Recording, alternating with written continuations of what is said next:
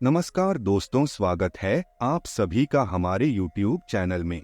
दोस्तों, इस पूरे जुलाई के महीने में भूलकर भी नहीं जाना इन 3 स्थान पर, वरना शनि देव जी का भयंकर क्रोध आपके ऊपर बरसेगा और शनि देव के साथ राहु, मंगल और शुक्र एक साथ आपके जीवन की हर एक खुशी, हर एक बरकत को, धन दौलत और संपत्ति को समाप्त कर देंगे। इसी के साथ साथ यदि आप इन 3 स्थानों पर आपने जाना बंद नहीं किया तो कर्ज, बीमारी, दुर्घटना, दरिद्रता और लड़ाई झगड़ा आपकी जिंदगी में शामिल हो जाएंगे। और इन सब का सबसे बड़ा कारण होगा आपके द्वारा की जाने वाली यह एक भयंकर गलती। दोस्तों, आप गलती से ही सही, लेकिन इन 3 स्थानों पर चले जाएंगे।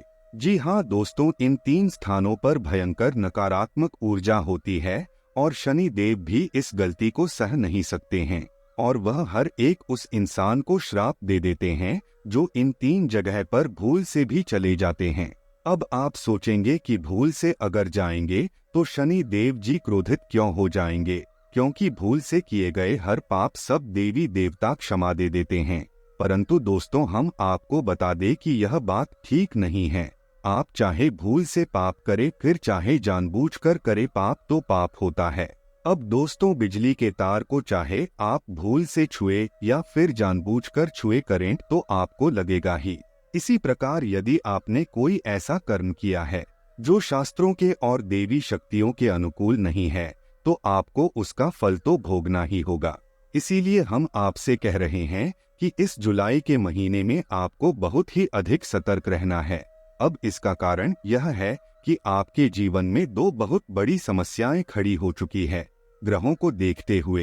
पहले तो यह है कि 29 जून से शनि वक्री चाल में चल रहे हैं, जो कि बहुत अधिक सावधानी से रहने वाला समय होता है। वैसे तो शनि देव की दृष्टि ही वक्री होती है, लेकिन अब उनकी चाल भी वक्री हो गई है, जो उनके प्रभाव को दोगुना कर देती है। इसी के साथ साथ मंगल भी इस पूरे जुलाई महीने आपकी राशि में भारी रहने वाले हैं। अब शुक्र और शनि की यदि बात की जाए तो दोनों परम मित्र होते हैं और बुध भी शनि के मित्र हैं। जो शुक्र और बुध दोनों आपके जीवन में लाभ भाव में गोचर कर रहे हैं, वह भी आपके लाभ के स्थान पर हानि पहुंचाएंगे और इन दोनों के ग्रहों से आई समस्या आपके जीवन में बढ़ती चली जाएगी, क्योंकि इसका कारण होगा शनि देव से उनकी परम मित्रता।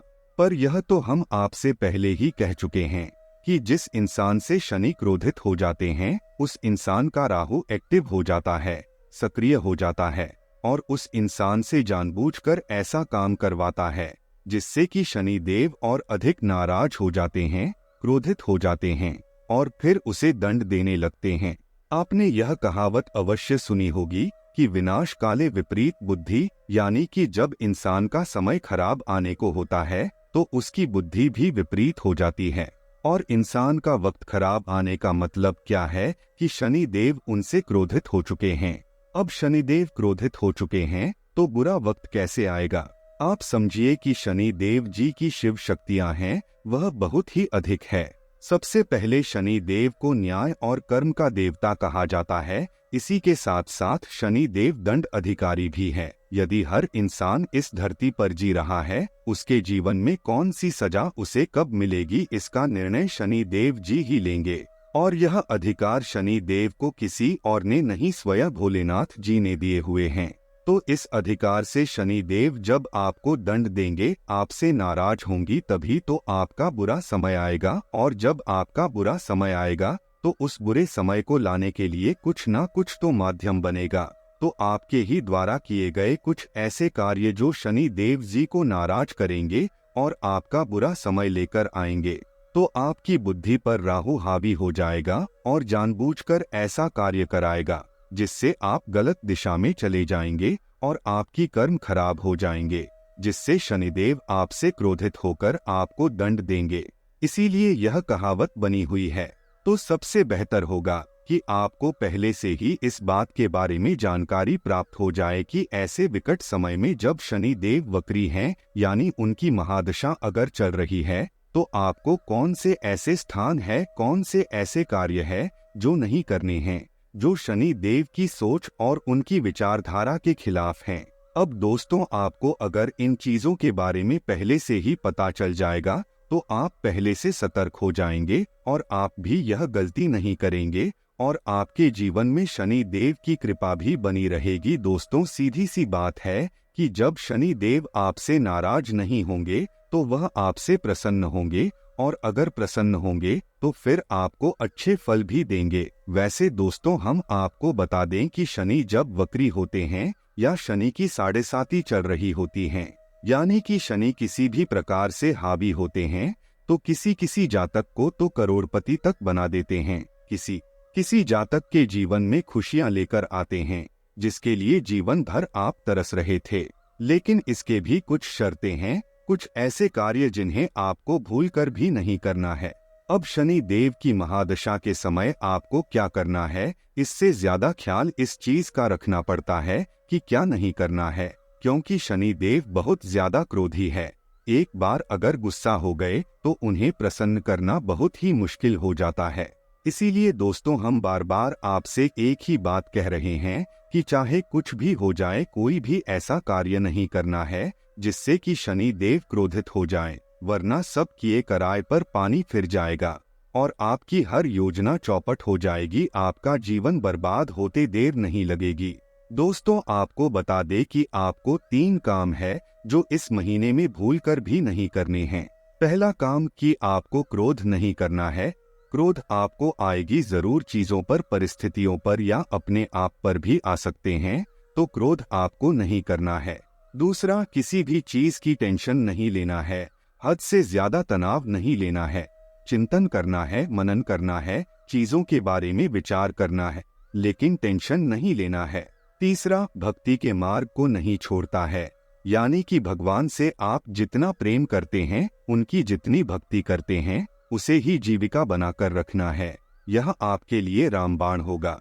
हर मुसीबत से आपको बाहर निकलने का एकमात्र भगवान की भक्ति ही आपके लिए साबित होगी। तो यह 3 काम आपको भूलकर भी नहीं करने हैं।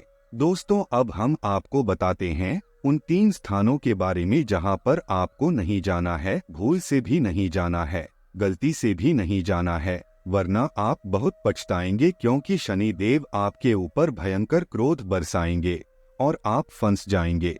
एक बार आपसे शनिदेव नाराज हुए तो किसी भी देवी देवता की पूजा पाठ और किसी भी प्रकार के कर्म का सही फल आपको प्राप्त नहीं होगा, बाधाएं उत्पन्न होगी। अब ध्यान से सुनिए, सबसे पहला स्थान है शनि देव का मंदिर। वहां पर आपको भूल कर भी नहीं जाना है। अब आप सोच रहे होंगे कि यह हम क्या कह रहे हैं, यह तो विचित्र बात हो गई। शनि देव जी के मंदिर नहीं जाएंगे तो कहाँ जाएंगे? शनि देव फिर प्रसन्न कैसे होंगे?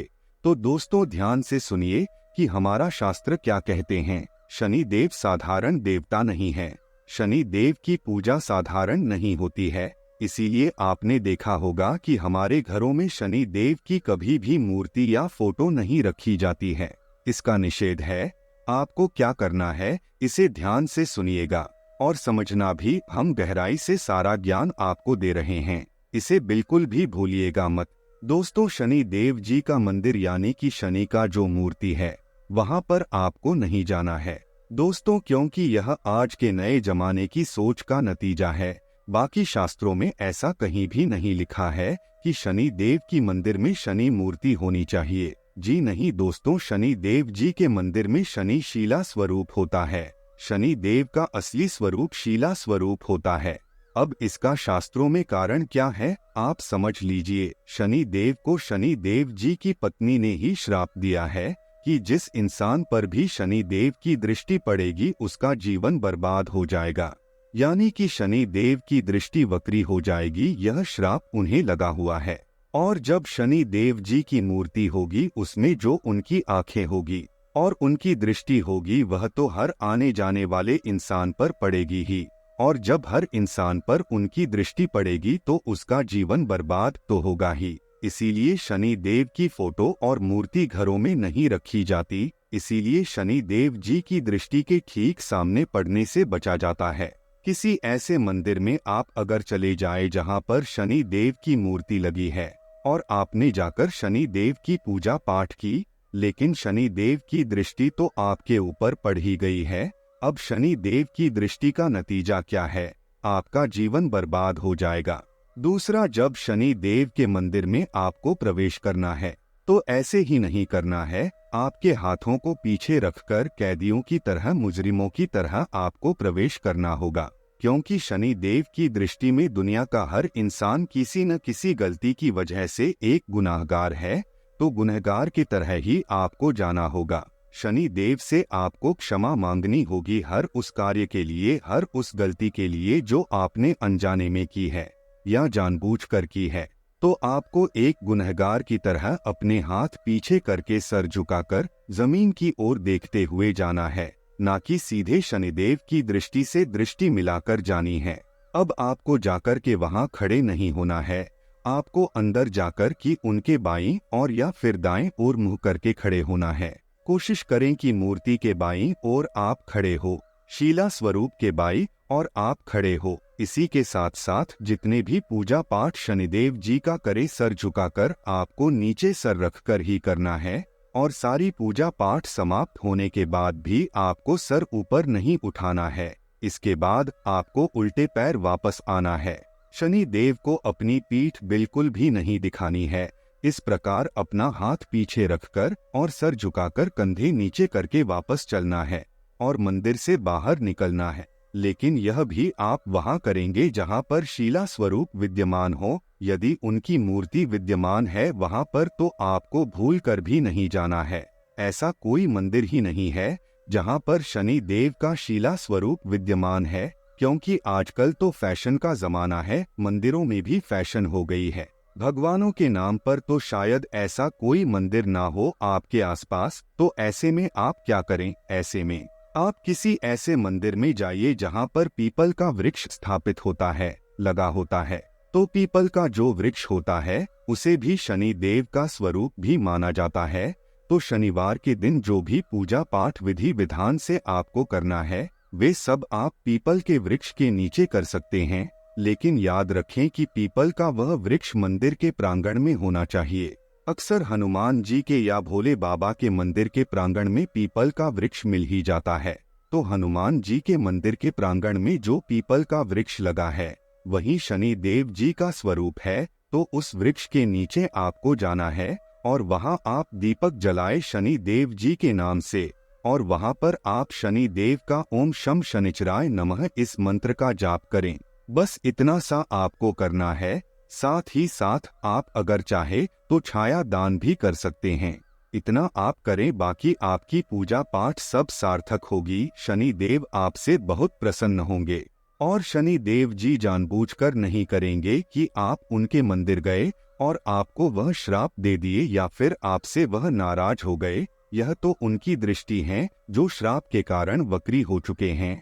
तो जैसे ही आप जाएंगे और आपके जीवन में बर्बादी आ जाएगी। जी हाँ दोस्तों, यह कड़वा सच है, लेकिन लोगों को हजम करने में समस्या होती है, क्योंकि शास्त्रों की सच्ची और अच्छी बातें लोग जानते कहाँ हैं। आजकल तो लोग केवल फैंसी बनावटी और दिखावटी बातों में ज्यादा रहते हैं। लेकिन हम तो आपको सच्चा ज्ञान देते हैं, क्योंकि हमें माता रानी का आदेश है कि जो बातें बोलनी है वह सच बोलनी चाहिए, झूठी और पाखंड बातें हमें नहीं करनी है। तो यह तो पहला स्थान हो गया। उम्मीद है आप इस बात की गहराई को समझ चुके होंगे। अब बात करते हैं दूसरे स्थान की। अब दूसरा इंसान वह स्थान है जहां पर हिस्सेदारियों को लेकर बहस हो रही हो या लेन देन को लेकर किसी प्रकार का विवाद चल रहा है। चाहे कोई भी बुलाए कि हमारा विवाद है, जरा सा सुलझाने में हमारी मदद करो, क्योंकि ऐसा अक्सर होता है कि लोग अपने मित्रों को, साथियों को बुला लेते हैं अपने विवादों को सुलझाने के लिए। जैसे परिवार का विवाद है, प्रॉपर्टी का लेन देन है, उन सब विवादों को सुलझाने के लिए आपको बुला लेते हैं। लेकिन वहां पर आपको बिल्कुल भी नहीं जाना है दोस्तों, क्योंकि ऐसा अक्सर होता है कि लोग अपने मित्रों को, साथियों को बुला लेते हैं अपने विवादों को सुलझाने के लिए। जैसे परिवार का विवाद है, प्रॉपर्टी का लेन देन है, पैसा रुपए का लेन देन, सारे विवादों को सुलझाने के लिए अपनों को बुला लेते हैं। लेकिन आपको ऐसी जगह पर भूल कर भी नहीं जाना है, क्योंकि अभी शनि वक्री चाल में है और शनि की महादशा भी चल रही है। तो ऐसे इस स्थिति में आप किसी के यहाँ किसी प्रकार के न्याय आप नहीं कर सकते। यह अधिकार आपके पास है ही नहीं। यह अधिकार तो स्वयं शनिदेव के हाथों में है, तो भूलकर भी आप किसी के यहाँ न जाएं। किसी भी विवाद को सुलझाने के लिए, न्याय करने के लिए दोस्तों अब बात करते हैं तीसरे स्थान की। यह दोस्तों बहुत ही महत्वपूर्ण है, इसे ध्यान से सुनिए। आज के दौर में लोग इस बात को फैशन बना चुके हैं कि वह अपने धर्म को या किसी अन्य धर्म को, अपने भगवानों को या किसी अन्य के भगवानों को दूसरे धर्म के भगवान हो चाहे अपना भगवान हो, यानी कि ईश्वर के किसी भी स्वरूप का अनादर कर रहे हैं, धर्म का अपमान कर रहे हैं, अधर्मी बातें कर रहे हैं। ऐसे स्थान पर आपको भूल कर भी नहीं जाना है, ना ही वहां ठहरना है। यदि आप ऐसे स्थान पर बैठे हैं जहां अचानक से लोग ऐसी बातें करने लगे जिससे कि भगवान का अपमान हो, उनकी भक्ति मार्ग के खिलाफ हो, यानी अधर्मी बातें, भगवान का अपमान करने वाली बातें करने लगे, या तो आप उनकी बातों को वही रोक दे या फिर आप तुरंत उस स्थान को छोड़ दें। अब इसका कारण क्या है? इसका कारण सबसे बड़ा यह है कि शनि देव स्वयं भगवान के बहुत बड़े भक्त हैं। भगवान श्री कृष्ण के भक्ति में डूबे रहने के कारण ही तो उन्हें श्राप मिला था उनकी पत्नी के द्वारा। जी हाँ दोस्तों, तो जो इतना बड़ा भक्त भगवान का है कि उसे भक्ति के कारण ही श्राप प्राप्त हो गया, तो वह यह कैसे बर्दाश्त कर सकता है कि कोई किसी भी भगवान, किसी भी धर्म या फिर किसी भी भक्त का अपमान कर रहा हो। यह शनि देव की सोच के पूर्ण रूप से खिलाफ है। तो आपको भूल से भी ऐसे स्थान पर नहीं जाना है जहां लोग ऐसे ही बातें करते हैं, जहां लोग इस तरह के विचारधारा का समर्थन भी कर देते हैं कि वह कह दे कि हाँ ठीक है, यह भगवान तो ऐसे हैं, वैसे हैं, यह है, वह है। ऐसा यदि कोई कह भी देता है तो आपको उस इंसान का साथ भी तुरंत त्याग देना है। और यदि आप ऐसा नहीं करते हैं, अगर आप सोचेंगे कि हम तो नहीं कह रहे हैं, हमें क्या है, दूसरे तो कह रहे हैं, उन्हें कहने दो, क्या फर्क पड़ जाता है। यदि आप ऐसा सोचकर वहां बैठे रहते हैं तो उस स्थान से उत्पन्न होने वाली दूषित ऊर्जाएं आपकी ऊर्जा क्षेत्र को ही दूषित करेंगे और आपके मन को भी दूषित करेंगे। इसलिए आपको उस इंसान को तुरंत छोड़ देना है, वरना शनि देव का क्रोध आपके ऊपर बरसेगा ही।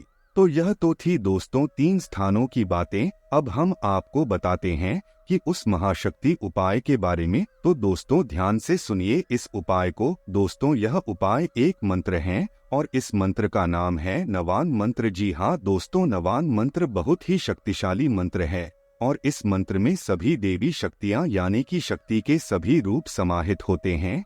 यह असल में माँ दुर्गा का विशेष मंत्र है, लेकिन इसमें माता का समस्त रूप, माँ काली, भद्रकाली, चामुंडा, चंडी, कुष्मांडा, जितने भी 9 देवियों के रूप हैं, सब इसी में समाहित होते हैं। तो दोस्तों यह बहुत ही शक्तिशाली मंत्र है। आपको इस मंत्र का प्रयोग करना है। साथ ही साथ जो 9 ग्रह हैं, वे सभी नवग्रह की शक्ति इस एक मंत्र में समाहित होती है। इस मंत्र का एक एक अक्षर एक एक ग्रह को प्रदर्शित करता है। जी हाँ दोस्तों, उदाहरण के लिए हम आपको बता दें कि इस मंत्र में पहला अक्षर है एन, जो सूर्य को और देवियों में शैलपुत्री को दर्शाता है। दूसरा अक्षर है कीन, जो चंद्रमा को और देवी की दूसरी शक्ति ब्रह्मचारिणी को दर्शाता है। और तीसरा अक्षर है कीन, जो कि चंद्रघंटा देवी को दर्शाता है। इसी प्रकार ग्रहों में यह मंगल को दर्शाता है। तो इसी प्रकार एक एक अक्षर में एक ही ग्रह और एक एक देवी शक्ति समाहित है। तो यही से आप अंदाजा लगा ले कि यह मंत्र कितना शक्तिशाली है। तो दोस्तों अब आपको क्या करना है, ध्यान से सुनिए कि आपको किसी भी शनिवार के दिन बाजार से एक नारियल लाना है, लाल कपड़ा और लाल धागा लेकर आना है, लाल रंग का ही प्रसाद और लाल पुष्प लेकर आना है। और इस संपूर्ण सामग्री का प्रयोग आप रात्रि में शनिवार के दिन विधि विधान के साथ करें। अब शनिवार की रात्रि यानी 9 बजे के आसपास आप आसन लगाकर बैठिए, माँ दुर्गा की फोटो स्थापित कीजिए और उसके बाद एक नारियल का पूजन करें और उसे लाल कपड़े और लाल धागे से लपेटकर अपने पूजा घर में स्थापित कर दीजिए। फिर आप स्फटिक या फिर रुद्राक्ष की माला से इस मंत्र का जाप करें। एक माला जाप करना है आपको, वह मंत्र है ओम ऐं ह्रीं क्लीं चामुंडाय विच्छे। इस मंत्र का एक माला जाप करें और उसके बाद आप इस नारियल को अपने पूजा घर में स्थापित कर लीजिए। इसके बाद यह माता का शुद्ध स्वरूप बनाकर आप जो पूजा करें वहां स्थापित रहेगा।